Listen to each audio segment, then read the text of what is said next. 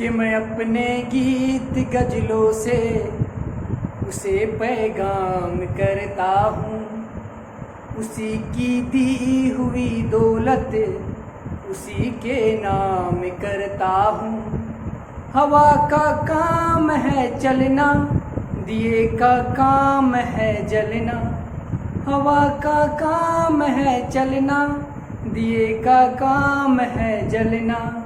वो अपना काम करती है, मैं अपना काम करता हूँ। वो अपना काम करती है, मैं अपना काम करता हूँ।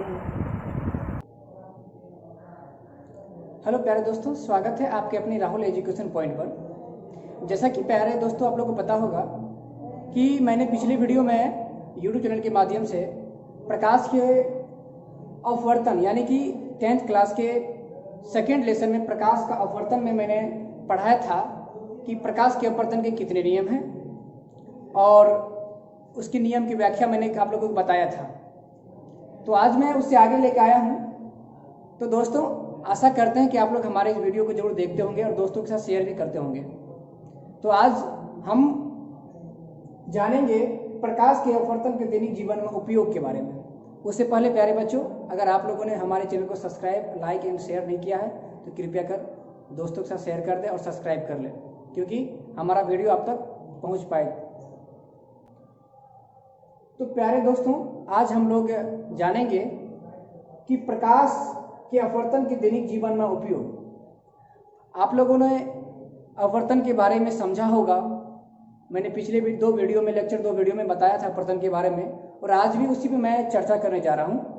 अगर जो बच्चे अभी तक नहीं समझ में आए, उसको अगर कुछ नहीं आया है, तो आज मैं फिर उन लोगों को समझाने जा रहा हूँ चित्र के माध्यम से। तो मुझे आशा और विश्वास है कि आप लोग हमारे इस चैनल पे बने रहेंगे और आज का वीडियो का लाभ उठाएंगे। तो चलते हैं हम लोग प्रकाश के अपवर्तन को देखते हैं।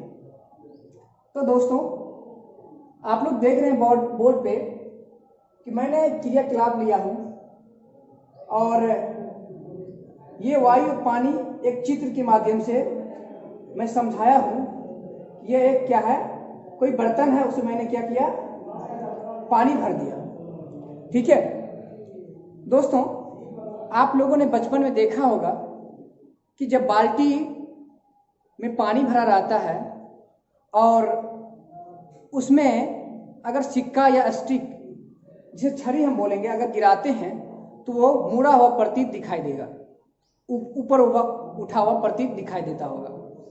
तो दोस्तों यहीं से समझ जाएंगे हम लोग कि अपवर्तन क्या होता है, क्योंकि अगर इससे समझ जाइएगा आप तो आपका जो है ना कंसेप्ट के क्लियर के साथ साथ जो भी यहाँ से क्वेश्चन आएगी आप उसे जवाब दे देंगे।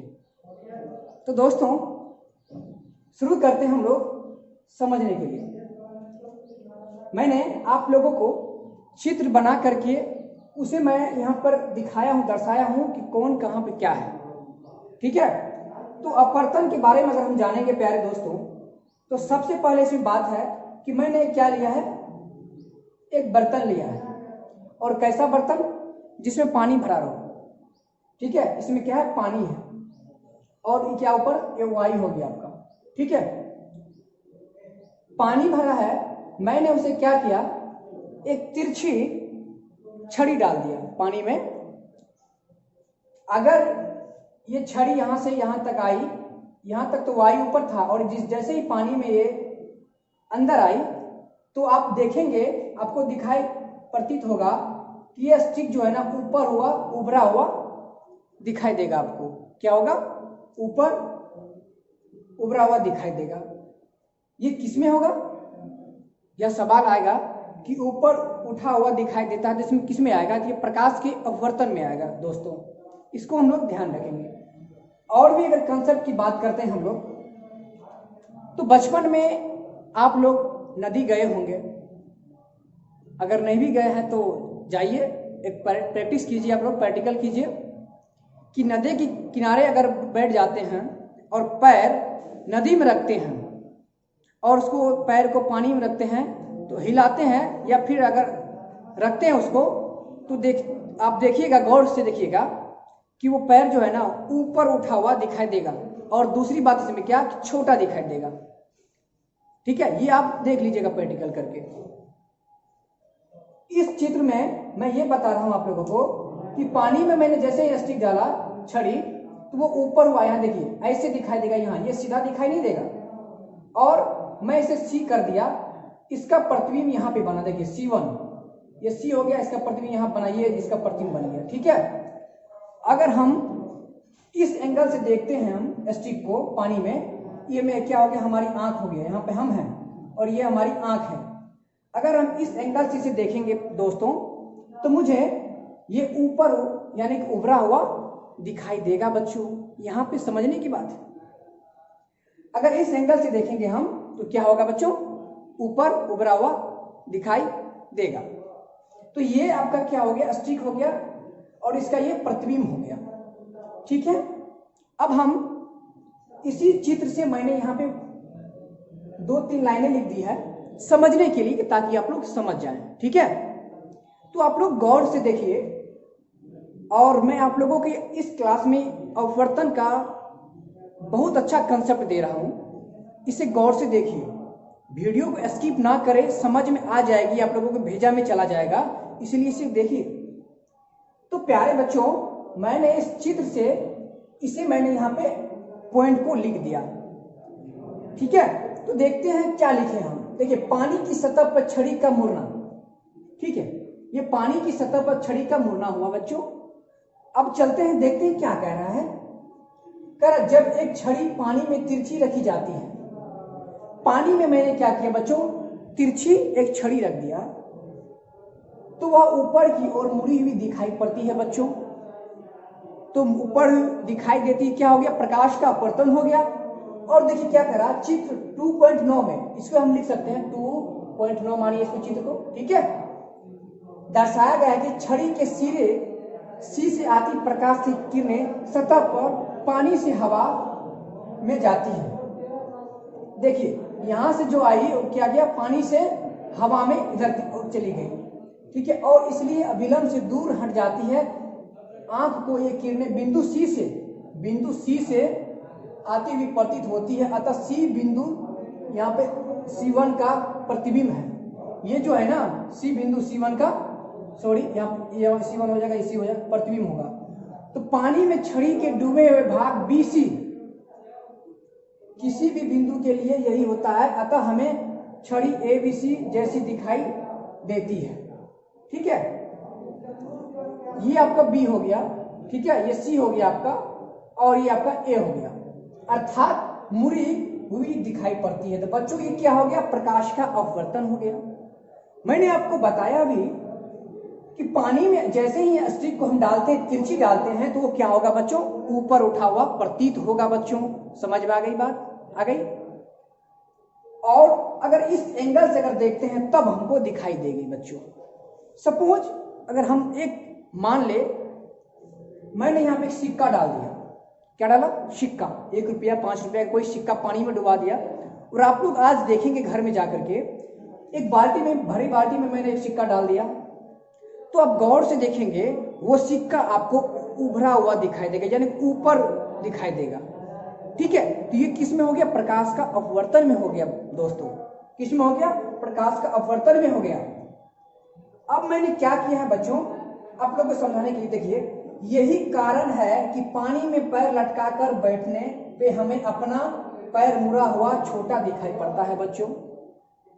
क्या होता है कि पानी में जब भी हम पैर डालते हैं तो क्या होता है कि वह मुड़ा और छोटा दिखाई देता है। ये किस में आ गया, प्रकाश का अपवर्तन में आ गया दोस्तों। ठीक है, मैंने आपको इस अपवर्तन के बारे में बताया। ठीक है, आप इसका प्रैक्टिस घर पे करेंगे और जरूर करेंगे, देखेंगे। आपको इतना अच्छा से कंसेप्ट दूंगा कि आप लोग पूरा दिमाग में चला जाएगा बच्चों। ठीक है, ये सारा क्या हुआ, मैंने इस चित्र से मैंने इसको लिख दिया। तो आप लोग इसका क्या करेंगे, एक सुंदर से नोट में, कॉपी में जो है ना अच्छा से फेयर करेंगे आप लोग सुंदर से, और ताकि एग्जाम के समय अगर रिवाइज करें तो दिखाई दे सटीक से अच्छा से। ठीक है, तो दोस्तों आप लोग इसका एक स्क्रीनशॉट ले लीजिए। ठीक है, स्क्रीनशॉट ले लेने से क्या होगा कि आप इसे नोट कर लेंगे अपने कॉपी में। ठीक है, तो समझ में आ गई। अब हम क्रियाकलाप 6 लेके चलते हैं। ठीक है, मैंने क्रियाकलाप 5 देखा, अब मैं क्या आप लोगों को क्रियाकलाप 6 लेके दिखाता हूं कि कैसे अपवर्तन होता है। ठीक है, चलते हैं, आगे चलते हैं। तो दोस्तों आगे देखते हैं कि क्रियाकलाप 6 क्या कहता है। ठीक है, बहुत ही अच्छा तरह से आप लोग समझाएंगे क्रियाकलाप 6 के बारे में। कि आप लोग देख रहे हैं मैंने क्या किया, एक बाल्टी लिया। ठीक है, इस बाल्टी में मैंने क्या किया, आधा पानी डाल दिया। ठीक, यहाँ से यहाँ क्या हो गया, पानी हो गया। ठीक है, और पानी की जो पेंदी होती है नीचे की ओर, जानते होंगे पेंदी के बारे में, पेंदी होती है यहाँ पे, मैंने एक किरण यहाँ से इधर की ओर मैंने कर दिया। तो देखिए यहाँ से जो किरण आएगी तो क्या होगी, आंखों पे पड़ेगी, परंतु क्या होगा कि यहाँ पे मुझे उभरा हुआ ऊपर उठाया हुआ प्रतीत होगी। ठीक है बच्चों, तो पानी में जैसे किरण यहाँ वो से इधर की ओर आएगी तो क्या होगा, अगर यहाँ से इस एंगल से अगर देखते हैं हम तो ये आई जो है ना, यहाँ पे आई, ये क्या होगा, ऊपर उठाया हुआ प्रतीत होगी। तो ये क्या हो गया आपका 2.10 मतलब 10 चित्र हो गया। क्या रहा है, पानी से भरी बाल्टी की गहराई का कम प्रतीत होना। ठीक है, तो अब इसको हम देखते हैं और इसके बाद इसको देखते हैं। कह रहा है कि पानी से भरी बाल्टी की गहराई का कम प्रतीत होना। ठीक है, अब कह रहा है कि पानी से भरी बाल्टी की पेंदी पर एक बिंदु ओ से आती, देखिए कौन सा बिंदु हो गया, ओ हो गया, ओ से आती किरणें पानी की सतह पर, चूंकि पानी से हवा में आती है, यहाँ से क्या होती है, यहाँ से यहाँ आती है, ये हो गया आपका वायु हो गया बच्चों, क्या हो गया, ये वायु आपका हो गया। ये पानी से ना हवा में आती इसीलिए अविलंब से दूर हट के जाएगी। ये क्या हो गया, अविलंब से दूर हट जाएगी, आंख तक पहुंच जाती है। तो किरणें बिंदु आई से आती हुई प्रतीत होती है। तो किरणें क्या होगी, बिंदु आई से आई, यहाँ की क्या होगा, यहाँ प्रतीत होगा। ठीक है, चूंकि चित्र देख लेंगे 2.10, अतः बाल्टी उथली प्रतीत होती है, यानी कि ऊपर उठा हुआ प्रतीत, उसकी जो ये होगी ना, ये ऊपर उठा हुआ प्रतीत होगा। तो अतः बाल्टी की गहराई कम प्रतीत होता है। तो क्या होगा, तो बाल्टी की जो गहराई होगा बच्चों, इसमें कम प्रतीत होगा। ठीक है, तो यहाँ पे क्या हो गया, ये किरण हो गया, और ये पानी से ये हवा की ओर जा रही है। पानी से अगर हवा की ओर जा रही है तो यहाँ पे देखिए ये आई जो है इसका क्या हो जाएगा, ऊपर उठा हुआ प्रतीत होगा, और हमको यहाँ पे ये किरण दिखाई देगा। ठीक है, तो क्या हो गया, ये पानी हो गया, ये आपका बाल्टी में मैंने पानी डाल दिया, और यहाँ पे एक किरण इधर डाला, तो देख रहे हैं अब इधर जा रहा है, तो यहाँ पे क्या होगा, आंख पर ये दिखाई प्रतीत होगा। और कैसे होगा, ये ऊपर उठा हुआ। ठीक है, ठीक, मैंने उसे लिख दिया नोट में कि यदि पानी से भरे किसी बर्तन में कोई वस्तु, जैसे एक सिक्का, मान चलिए पानी से भरी बाल्टी आप लेंगे, मैंने समझाया था, उसमें एक सिक्का डाल दिए, ये क्या हो गया, आपका सिक्का हो गया। सिक्का हुआ ना तो थोड़ी ऊपर उठ हुई प्रतीत होगी, ये दिखाई आपको देगी यहाँ से, तो क्या होगा, थोड़ा सा यहाँ ऊपर उठा हुआ आपको दिखाई देगा बच्चों। ये क्या हो गया, आपका प्रकाश का अपवर्तन। ठीक है, तो यहाँ तक समझ आ गई। इसका आप लोग स्क्रीनशॉट ले ले बच्चों। ठीक है, फिर मैं आप लोगों को आगे मैं बताता हूँ प्रिज्म के बारे में, प्रिज्म क्या होता है, क्योंकि यहाँ से सवाल बोर्ड एग्जाम में पूछा जाता है। ठीक है, इसका स्क्रीनशॉट ले ले, कंसेप्ट समझे। अगर कोई समझने में अभी भी कोई प्रॉब्लम आती है तो आप लोग कमेंट करें हैं, और हमारे टेलीग्राम से भी जुड़ सकते हैं, और फेसबुक पेज पे भी आप जुड़ सकते हैं, इंस्टाग्राम पे भी आप हमें फॉलो कर सकते हैं। ठीक है, तो इसका स्क्रीनशॉट ले लीजिए आप। ठीक है, देखिए आप लोगों को बहुत मेहनत करके पढ़ाता हूँ, आप लोग लाइक शेयर एंड दोस्तों के साथ सब्सक्राइब जरूर कराएं, और इस यूट्यूब चैनल का लाभ उठाएं, क्योंकि बहुत ही कम समय बचा है। आप लोगों के बिहार जो है ना बोर्ड का एग्जाम होने वाला है 10th का, क्योंकि फरवरी में मार्च में हो जाती है, तो आप लोग अभी से तैयारी में लग जाए और ढीला न करें। ठीक है, इसका स्क्रीनशॉट ले लीजिए। अब आगे देखते हैं क्या है। अब प्यारे बच्चों आगे क्या है उसके बारे में हम लोग देखते हैं। मैंने एक प्रिज्म बनाया है, प्रिज्म के बारे में आप लोगों को मैं पढ़ाऊंगा। ठीक है, बहुत अच्छे तरीके से समझाऊंगा। प्रिज्म से आपको 2 नंबर पूछा जाता है, 2 से 3 नंबर ऑब्जेक्टिव मिला करके 2 से 3 नंबर पूछा जाता है प्रिज्म से। बहुत ही इंपॉर्टेंट है ये प्रिज्म। अगर इस प्रिज्म को आप पढ़ेंगे तो यहाँ से आपको 2 से 3 नंबर पूछा जाएगा। ठीक है, तो चलते हैं प्रिज्म के बारे में हम लोग जानते हैं। तो दोस्तों कह रहा है कि प्रिज्म किसे कहते हैं। ठीक है, ये आपका प्रिज्म हो गया। ठीक है, ये आपका प्रिज्म हो गया चित्र। ठीक है, तो कह रहा प्रिज्म किसे कहते हैं, किसी कोण पर झुके 2 समतल पृष्ठों के बीच घिरे किसी पारदर्शक माध्यम को प्रिज्म कहते हैं। आप देख लीजिए ये क्या हो गया सर, ये प्रिज्म का चित्र हो गया। ठीक है, इसमें अब हम लोग बात करेंगे कोण के बारे में, कोण के बारे में, अपवर्तक सतह के बारे में, ठीक है, कि ए बी, ये ए क्या होती है, सी क्या होती है, बी सी क्या होती है, B dash, A dash, C dash क्या होती है, ठीक है।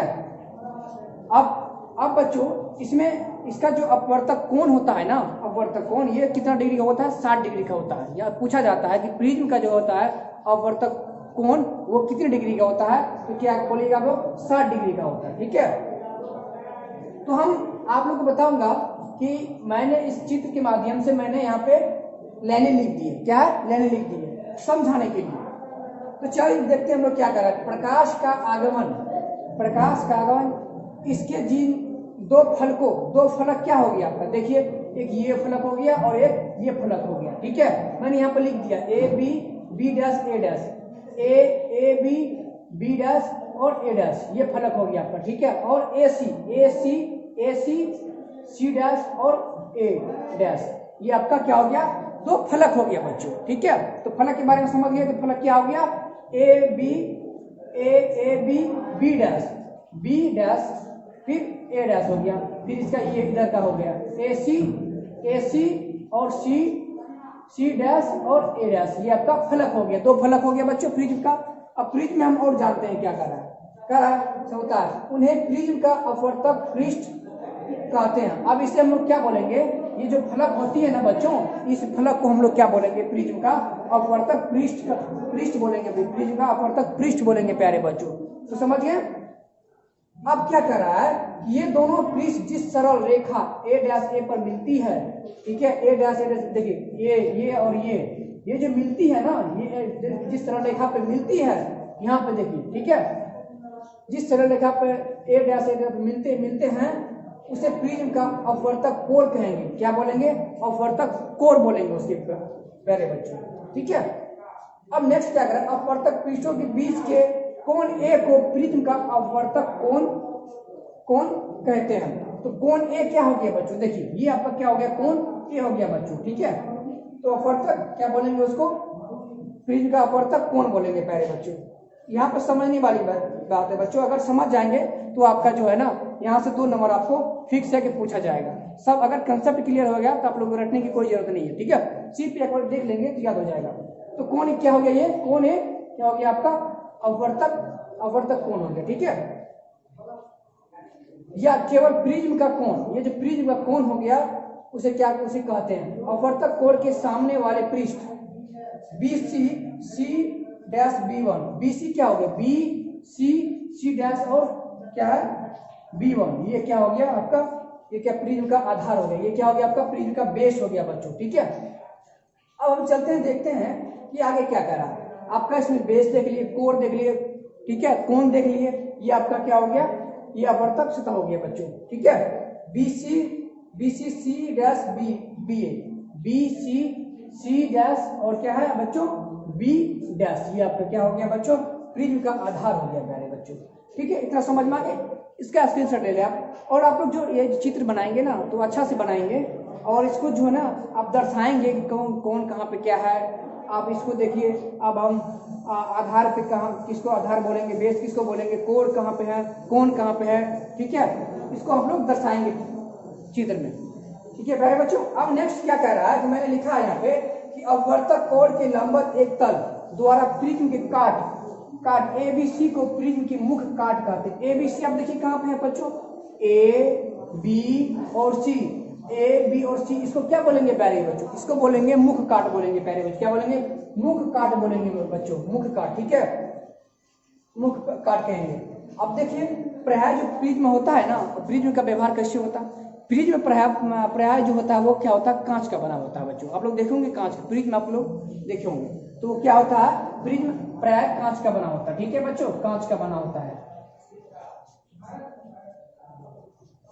कांच का बना होता है, इसको आप लोग देख लेंगे, ठीक है। पूछा जा सकता है कि प्रिज्म का जो प्राय किससे बना होता है, तो वो कांच का बना होता है। और इसमें एक बात और कहेगी आपको कि प्राय ऐसे कांच के प्रिज्म का व्यवहार होता है और उनकी अपवर्तनांक क्या हो जाएगी कोण, अपवर्तनांक कोण क्या होगा, 60 डिग्री हो जाएगा। इसकी अपवर्तनांक कोण कितनी हो जाएगी, 60 डिग्री हो जाएगा बच्चों, कितना, 60 डिग्री हो जाएगा अपवर्तनांक कोण,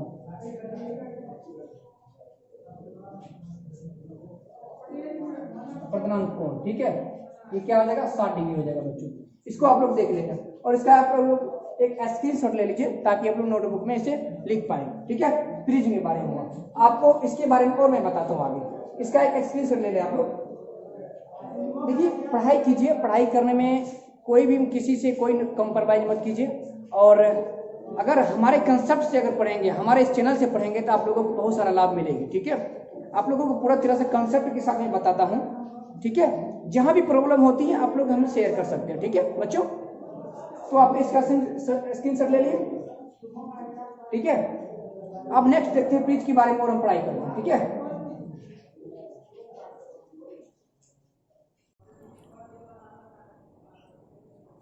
तो प्यारे बच्चों नेक्स्ट अगर प्रिज्म के बारे में हम अच्छी तरह से जानेंगे तो उसके बारे में हम देखिए मैंने क्या किया है, एक प्रिज्म को मैंने अनेक तरफ से क्या किया, एक किरण को वहां पे गुजारा है।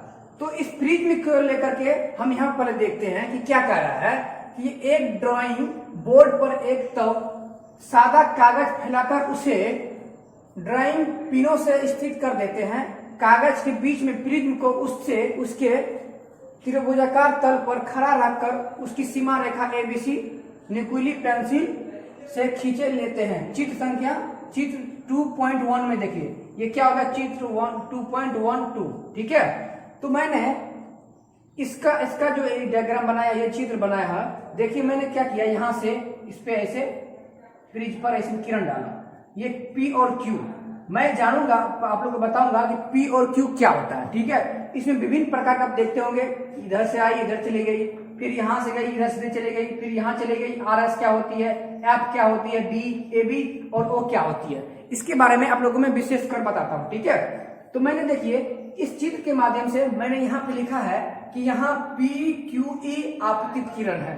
तो बच्चों यहाँ पे दिखाई दे रहा है PQ और E, ये क्या है, आपतित किरण हुआ। देखिए यहाँ से गई ये PQ और ये क्या होगा, आपतित किरण इधर जा रही। देखिए ये यहाँ दिखा दे रहा है, ये जा रही है, क्या हुआ, आपतित किरण। PQE क्या हो गया, आपतित किरण प्यारे बच्चों। और समझने की बात है। और नेक्स्ट क्या कह रहा है कि E और F प्रिज्म के अंदर, तो E और F क्या है, E और F देखिए क्या है बच्चों, E और F प्रिज्म के अंदर अपवर्तित किरण तथा FRS निर्गत किरण। ये जो अपवर्तित किरण हो गया, ये क्या हो गया, यहाँ से आई ये अपवर्तित हो गया बच्चों, आपतित हुई फिर अपवर्तित हो गई, फिर देखिए अपवर्तित हो गया यहाँ पे, तो क्या हो गया, ये अपवर्तित किरण हो गई। अब समझने की बात है, देखिए आपतित किरण हो गया बच्चों, फिर PQE हो गया आपतित किरण, फिर यहां से देखिए धीरे धीरे क्या हो गया, अपवर्तित किरण, फिर यहां से क्या अपवर्तित किरण। तो E और F क्या हो गया बच्चों, E और F क्या प्रिज्म के अंदर अपवर्तित किरण हो गया बच्चों, समझ में आ गई। नेक्स्ट देखिए क्या कर रहा तथा FRS, तो बच्चों FRS देखिए कहां पे, FRS ये क्या हो गया बच्चों, अगर PQE क्या हो गया, आप क्या हो गया अपवर्तित किरण, तो FRS क्या हो गया बच्चों, जरा सोचिए। तो FRS क्या हो जाएगा बच्चों, यहाँ पे देखिए लिख दिया है कि FRS क्या है, निर्गत किरण की दशाएं हैं, क्या है, किरण है, किरण PQE का दो स्थानों पर अपवर्तन होता है। तो PQE क्या है, दो स्थान पर अपवर्तन होता है। ठीक है, आगे क्या कह रहा है कि पहला अपवर्तन सतह AB, जो पहला अपवर्तन सतह क्या हो गया बच्चों, A और B हो गया बच्चों, क्या हो गया, ये पहला अपवर्तन सतह हो गया। ठीक है, AB पर के बिंदु E पर, ठीक है, अब यहां हो गया PQ दो स्थानों पर अपवर्तित होता है। ठीक है, इसके बाद पहला अपवर्तन सतह AB पर के बिंदु E पर, बिंदु E कहां देखिए, बिंदु यहाँ पे क्या हो गया, E हो गया बच्चों, यहाँ पर ये क्या है, बिंदु E हो गया। ठीक है, बिंदु E पर विरल माध्यम देखिए, बिंदु ये क्या होगा, विरल माध्यम हो गया। तो विरल माध्यम तो एक दो होता है, वायु और कांच, तो एक क्या आ गया, विरल माध्यम वायु हो गया बच्चों। वायु से सघन माध्यम में जाती है, यानी कि कांच में जाती है, मैं जहां किरण अभिलंब EO देखिए ये जो क्या हो गया ना, ये दोनों क्या हो गया, अभिलंब हो गया, E और O अभिलंब हो गया बच्चों। ठीक है, मैंने इसको देख करके मैंने यहाँ पे लिख दिया, आप लोग भी इस पे ध्यान देंगे तो समझ आएंगे। ठीक है प्यारे बच्चों, ठीक है, तो क्या हो गया, E और O क्या हो गया, मूर्ति है, क्या हो गया, यहां से देखिए E और क्या, यहां से आई और यहां से वो मुड़ गई। तो किधर मुड़ी है, ओ एफ की तरफ, ठीक है, ओ एफ की तरफ मुड़ी है, ठीक है। फिर आगे लिखा है तथा दूसरा अपवर्तक सतह ए सी, और दूसरा जो अपवर्तक सतह क्या है, ए और सी है। देखिए ये क्या है, अपवर्तक सतह हो गया, ये अब क्या हो गया, आपतित क्या हो गया, ये क्या है, अपवर्तक सतह हो गया बच्चों, ठीक है। एसी के अब क्या मुड़ी हुई थी, ठीक है। दूसरा अपवर्तक सतह एसी के बिंदु एफ पर, अब बिंदु एफ कहाँ देखिए, इसका बिंदु ई था ना बच्चों। अब देखिए ए और बी का बिंदु ई था, तो इसका भी तो होगा ए और सी का बिंदु एफ, क्लियर, ए और सी का बिंदु एफ। बच्चों ध्यान दीजिए, ध्यान देने से क्या होगा कि आपके यहाँ पे समझ में आ जाएगी। अगर समझ में आ जाएगी तो फिर आपका ये प्रिज्म तो कुछ नहीं है, सब छोटा है, सब तुच्छ है, समझे, सब ये ना समझिए, समझने टाइम नहीं लगेगा समझने में, ठीक है। तो ए और सी क्या हो गया, इसका बिंदु एफ हो गया बच्चों। तो मैंने वही लिखा है, क्या लिखा है देखिए, दूसरा अपवर्तक सतह एसी के बिंदु एफ पर, बिंदु एफ पर, ठीक है। सघन माध्यम, तो क्या हो गया, इस सघन माध्यम, ये विरल माध्यम और इस सघन माध्यम हो गया, ठीक है। सघन माध्यम कांच से विरल माध्यम वायु में। आप देखिए यहाँ पे क्या किया, वायु से सघन कांच में, और यहाँ से क्या हो गया, कांच से विरल माध्यम वायु में, ठीक है। जहां किरण अभिलंब एफ एम, तो अभिलंब क्या होगा बच्चों, अब अभिलंब देखिए यहाँ पे कहाँ है, एफ एम खोजिए कहाँ पे देखिए, ये क्या हो गया आपका एफ और ये क्या हो गया आपका एम, तो ये क्या हो गया आपका अभिलंब होगा बच्चों, ठीक है। अभिलंब एफ एम से दूर हटती है, तो क्या हो गया, अभिलंब जो है एफ एम से दूर हटती है, देख लीजिए। नेक्स्ट क्या कर रहा है कि परिणाम स्वरूप यह किरण दो स्थानों पर मुड़ती है। कौन कौन स्थान पर, दो स्थानों पर मुड़ती है। अतः अंततः प्रिज्म के आधार की ओर मुड़ते हुए प्रिज्म से एफ आर एस दिशा में निर्गत होती है। तो एफ आर एस देखिए कहां पे है, एफ आर एस निर्गत होती है। यहां से देखिए पी क्यू ई आई और फिर क्या हो गया, एफ आर एस में निर्गत होगी, ठीक है। ये हो गया निर्गत, एफ आर एस क्या होगा, निर्गत हो गया बच्चों। तो मैंने इस चित्र को समझाया आप लोगों को कि पी क्यू ई क्या है, फिर ई ओ क्या है, ओ एफ क्या है, इसके बाद एफ और एम क्या है, एक अभिलंब है मैंने बताया, फिर एफ आर एस क्या है, यहाँ से निर्गत हो गया बच्चों, ठीक है। यहाँ से आप समझ जाइएगा तो यहाँ से पूछ लेगा। फिर यहाँ से मैंने देखिए यहाँ पे गुजारा, फिर इधर गया, फिर यहाँ से फिर इधर आ गया और ये इधर चला गया, ठीक है। तो इसको आप लोग क्या करेंगे, चित्र सहित बनाने का प्रयास करेंगे, ठीक है बच्चों। ध्यान दीजिए, फोकस कीजिए बोर्ड पर, कहीं और नजर मत दीजिए, वीडियो का स्किप मत कीजिए, पूरा देखिए अच्छा से, ठीक है। यहाँ हो गया, तो ये प्रिज्म के बारे में मैं आप लोगों को बताया, ठीक है। अब इससे आगे मैं बनाऊंगा आप लोगों को अगले वीडियो में, क्योंकि आज कुछ प्रॉब्लम के कारण हम इससे छोटा सा वीडियो बनाया हूँ। नेक्स्ट वीडियो में आप लोगों को लेकर आऊंगा इससे आगे, ठीक है। तो मैं प्रिज्म में मैं आप लोगों को बताया, जो कि यहाँ से 2 से 3 नंबर पूछा जाता है प्यारे बच्चों, ठीक है। तो अभी तक जो लोग सब्सक्राइब हमारे चैनल को नहीं किए हैं, कृपया कर हमारे चैनल को सब्सक्राइब कर दे, लाइक कर दे और दोस्तों के साथ शेयर कर दे, ठीक है प्यारे बच्चों। तो मिलते हैं हम लोग नेक्स्ट वीडियो में, ठीक है। तब तक के लिए बाय।